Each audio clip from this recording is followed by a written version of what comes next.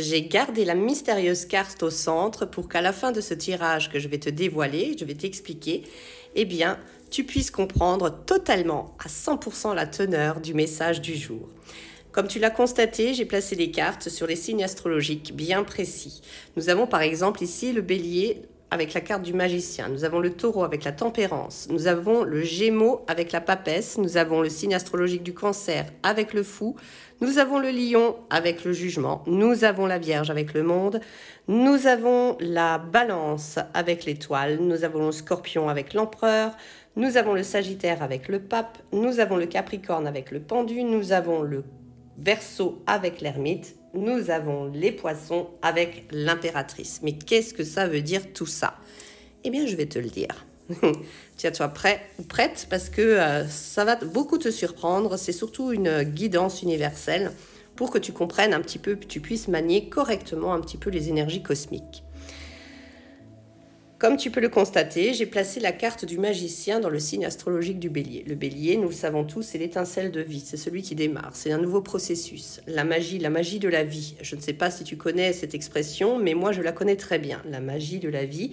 Nous avons aussi cet aspect un petit peu de magicien, de mettre en route en tout cas la magie qui est en toi. La magie ne parle pas ici de magie noire, de magie rouge, de verte, qu'on soit bien d'accord. La magie de la vie, c'est étinceler. L'étincelle dans le bélier, c'est étinceler. Étinceler sa vie, l'illuminer, qu'on soit bien d'accord. Donc ici, je l'ai bien placé en premier parce que tout simplement, tu vas maintenant déclencher à partir de maintenant, enclencher en tout cas, eh bien une première. La première, c'est quoi? C'est la compréhension de la maîtrise des éléments de ta vie, de ce que tu es capable de faire et non pas ce que tu n'es pas capable de faire. Le bélier est un preneur de risques. Le bélier n'a pas froid aux yeux. S'il a envie de enclencher quelque chose et d'atteindre un objectif, eh bien, il mettra tout en œuvre pour y parvenir. Ici, nous avons donc, dans son opposé, nous avons la balance, mais dans son opposé qui est avantageux. Ici, ça te dit quoi? C'est en croyant en ses rêves qu'ils se réaliseront un jour. Bien entendu, ici, la carte de l'étoile te parle aussi d'espoir. Espérer quelque chose, espérer remporter quelque chose, espérer acquérir quelque chose, espérer. Donc, dans l'espoir, ce qui est un petit peu triste et heureux à la fois, hein, dans le signe de la balance, dans l'hésitation, c'est on y croit mais pas trop, d'accord? Cependant, ici, on appuie bien sur le fait avec l'empereur et le monde dans ce signe scorpion et vierge, qu'à un moment donné, il faut croire en ton autorité, à ce que tu affirmes quotidiennement. Que dis-tu quotidiennement? Qu'est-ce que tu prononces quotidiennement? Qu'affirmes-tu quotidiennement? C'est pour ça qu'il est toujours très intéressant, dans ce signe du Gémeaux, et bien d'entretenir ses secrets, son cahier, de noter les choses que l'on veut, que l'on désire au plus profond de son cœur.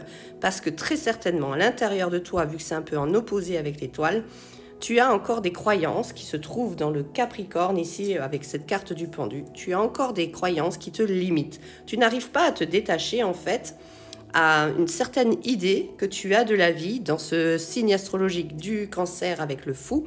Tu n'as pas encore totalement compris le processus de comment matérialiser les heureuses opportunités, voire saisir la chance à un moment bien précis, pour que tu puisses enfin construire ta vie d'une manière totalement différente, si bien entendu tel est ton désir. Pour les personnes qui réussissent déjà, qui ont une vie totalement tranquille, elles continuent toujours à, à procéder à un processus d'énergie qui circule convenablement. Les gens qui arrivent moins, qui réussissent moins, sont des personnes qui effectivement ont dans ce Capricorne des croyances qui les limitent et qui les empêchent, qui les freinent, qui les ralentissent. Ça, il faut le comprendre. Ici, nous avons, comme tu peux le voir dans le Verseau, nous avons la carte de l'ermite. Ici, ça te dit aussi qu'à un moment donné, il faudrait peut-être que tu comprennes un petit peu ce qui te retient. Où se trouvent tes limitations dans tes croyances? Qu'est-ce qui t'empêche, par exemple, de devenir millionnaire? Qu'est-ce qui t'empêche aujourd'hui de devenir directeur d'un magasin? Si tel est ton souhait, bien entendu. Tu as bien compris, ce sont des exemples. Qu'est-ce qui te retient aujourd'hui de faire ta vie,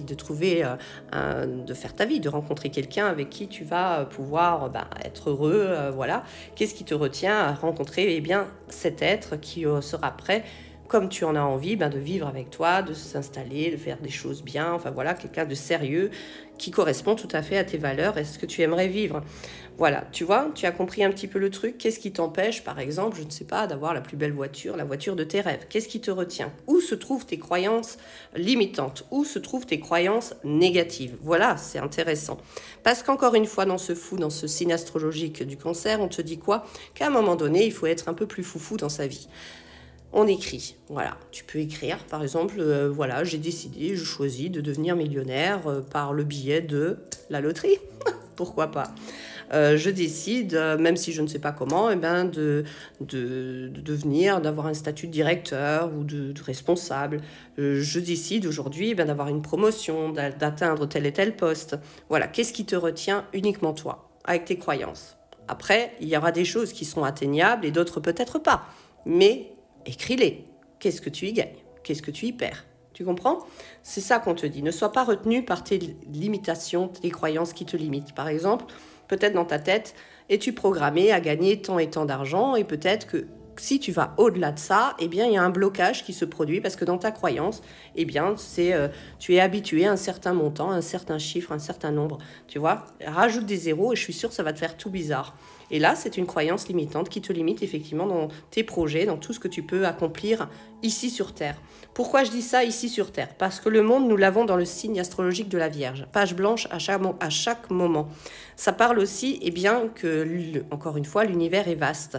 Les créations dans cet empereur en Scorpion, hein, il faut savoir que l'homme a un esprit, l'homme construit par son esprit tout ce qui existe sur notre monde. Et ça, il faut le savoir, il faut le comprendre. Tout ce qui existe dans ce monde est construit par l'homme, par l'esprit de l'homme. Ah, ça vous fait bizarre hein, quand je dis ça. Hein. Eh bien oui, tout ce qui existe sur le monde, tu vois, même ce beau tapis hein, de signe astrologique, eh bien c'est bien quelqu'un qui le désirait au fond de son cœur et qui l'a matérialisé ici sur son bureau, comme moi. Je rigole, mais t'as compris le truc. Ici, nous avons effectivement aussi le jugement qui se trouve dans ce signe astrologique du lion. Hein. Là aussi, le jugement, c'est quoi? Eh bien, le lion, il faut savoir qu'il a deux faces. La face la plus lumineuse, la plus pétillante, j'ai envie de te dire. C'est un astre solaire.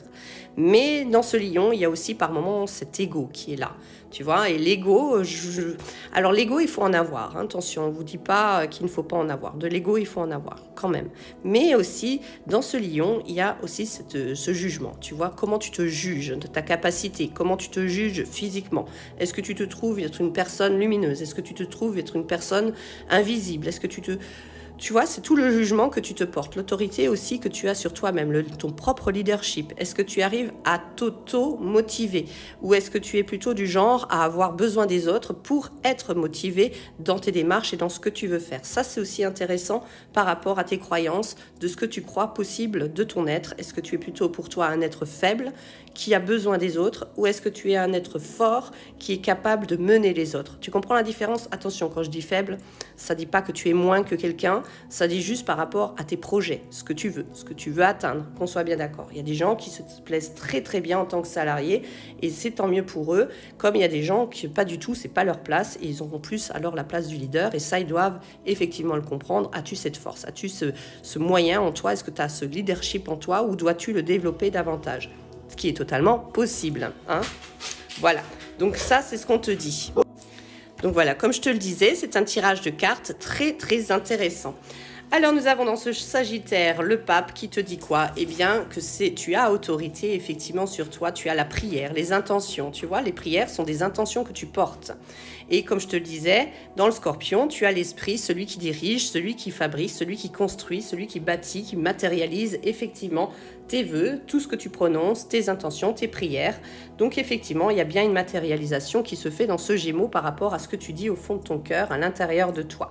Voilà, donc aie un bon jugement sur toi-même, crois que tes vœux seront exaucés, pense toujours à les noter, mais n'en parle pas à qui que ce soit, garde-le pour toi. Et en retourne ici, la passion.